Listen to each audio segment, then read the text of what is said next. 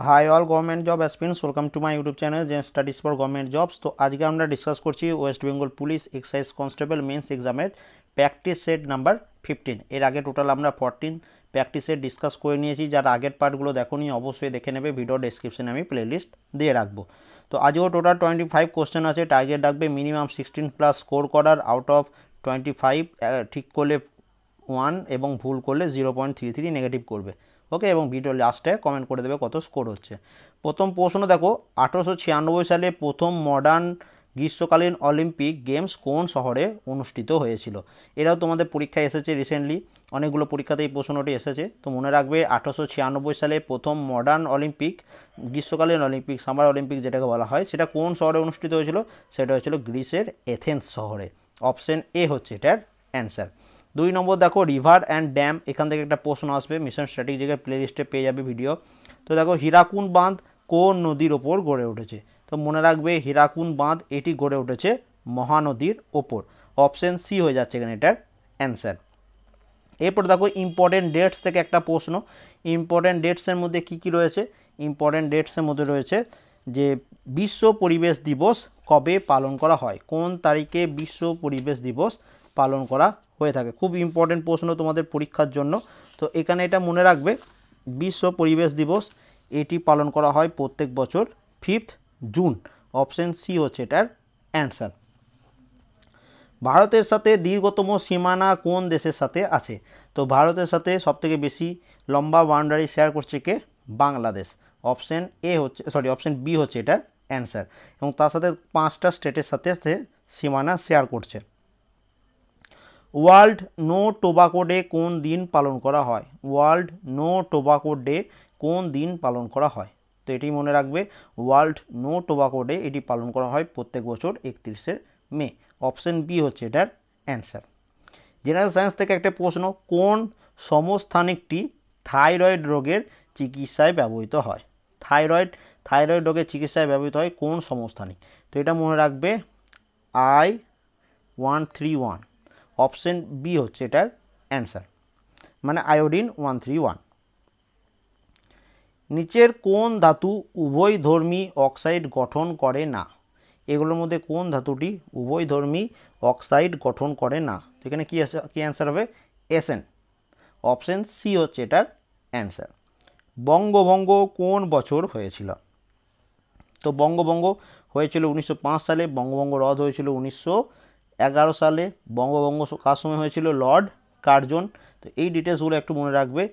পরবর্তী প্রশ্ন, ভারত সভা, সরি এখানে ডেটটা ভুল আছে। ভারত সভার প্রতিষ্ঠা হয়েছিল কোথায়? ভারত সভা কোথায় প্রতিষ্ঠা হয়েছিল? এখানে ডেটটা ভুল আছে, ঠিক আছে? তো মনে রাখবে ভারত সভা প্রতিষ্ঠা হয়েছিল কোথায়? এর কি অ্যান্সার হবে? কলকাতাতে। অপশন এ হচ্ছে এটার অ্যান্সার। নীতি আয়োগ আমরা নাম শুনেছি প্রত্যেকেই, নীতির ফুল ফর্ম কি? তো নীতি আয়োগের নীতির ফুল ফর্ম হচ্ছে national institute for transforming India. Option A হয়ে যাবে এখানে এটার অ্যান্সার। মানব উন্নয়ন সূচি নির্মাণ করেছিলেন কে? মানব উন্নয়ন সূচি এটি কে নির্মাণ করেছিলেন? তো এটি নির্মাণ করেছিলেন মাহবুব উল হক। অপশন বি হচ্ছে এটার অ্যান্সার। পশ্চিমবঙ্গের কোন জেলায় টোটো উপজাতি বসবাস করে? দেখো, এটা টোডা নয় কিন্তু, এটা টোটো নামে উপজাতি কোথায় বসবাস করে? তো টোটো কোথায়? পশ্চিমবঙ্গের আলিপুরদুয়ারে টোটো উপজাতি বসবাস করে। কে 14 দফা দাবি পেশ করেছিলেন? এটা একটা ইম্পর্টেন্ট প্রশ্ন তোমাদের পরীক্ষার জন্য। 14 দফা দাবি কে পেশ করেছিলেন? তো মনে রাখবে 14 দফা দাবি এটি পেশ করেছিলেন মোহাম্মদ আলী জিন্নাহ। অপশন ডি হয়ে যাবে এখানে এটার অ্যান্সার। এবার আমরা চলে যাই নেক্সট পেজে।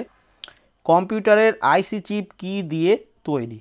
কম্পিউটারের আইসি চিপ কি দিয়ে তৈরি? তো কম্পিউটারের যে আইসি চিপ সেটা মনে রাখবে সিলিকন দ্বারা তৈরি। অপশন সি হচ্ছে এটার অ্যান্সার। ভারতের কফির প্রধান গবেষণা কেন্দ্র কোথায় অবস্থিত? ভারতের কফির প্রধান গবেষণা কেন্দ্র, তো এখানে এটার কি অ্যান্সার হচ্ছে যে ভারতের কফির প্রধান গবেষণা কেন্দ্র কোথায়? ব্যাঙ্গালোরে অবস্থিত। সেন্ট্রাল কফি রিসার্চ ইনস্টিটিউট কোথায় অবস্থিত? এটা মনে রাখবে, এটা ব্যাঙ্গালোরে অবস্থিত। অপশন বি হয়ে যাবে এটার অ্যান্সার। তিব্বতের মালভূমিতে ব্রহ্মপুত্র নদের নাম কি? তিব্বত মালভূমিতে ব্রহ্মপুত্র নদের নাম কি? তো তিব্বত মালভূমিতে ব্রহ্মপুত্র নদের নাম হচ্ছে সাংপো। অপশন সি হচ্ছে এটার অ্যান্সার। ভারতের দীর্ঘতম হিমবাহর নাম কি? ভারতের দীর্ঘতম হিমবাহ বা গ্লেসিয়ার বলতে পারো। তো ভারতের দীর্ঘতম হিমবাহ বা দীর্ঘতম গ্লেসিয়ার কোনটি? তো এটাই হচ্ছে কি সিয়াচেন গ্লেসিয়ার বা সিয়াচেন হিমবাহ। অপশন ডি হচ্ছে এটার অ্যান্সার। সর্বপ্রথম ট্রাইবাল অ্যাসেম্বলি কোনটি? এগুলোর মধ্যে কোনটি হচ্ছে সর্বপ্রথম ট্রাইবাল অ্যাসেম্বলি?